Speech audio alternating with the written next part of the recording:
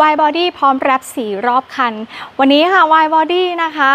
แรปเตอร์แบบนี้แน่นอนมีกระจังหน้าค่ะกันชนหน้านะคะพร้อมกับวันนี้ค่ะทำการแรปนะคะในส่วนของไฟ Daytime ด้วยนะคะใส่ครอบไฟหน้าแบบนี้ค่ะด้านบนมีสกู๊ปด้วยนะทั้งซ้ายและขวาเลยคันนี้ค่ะมีซุ้มล้อยกด้านหน้า2นิ้วด้านหลัง2นิ้วค่ะล้อเปลี่ยนเป็นล้อแม็กขนาด20นิ้ว33คูณ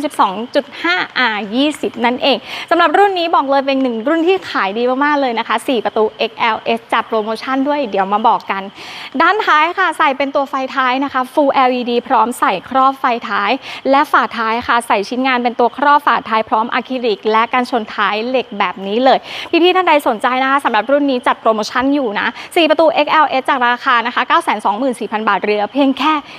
799,000 บาทเท่านั้นนะคะถ้ายังไงแล้วฝากกดติดตามที่ช่องด้วยรับรองว่าจะไม่ทำให้ผิดหวังจะเอารถสวยๆมาให้พี่ๆได้ชมกันอีกนะคะวันนี้ไปก่อนค่ะสวัสดีค่ะบ๊ายบาย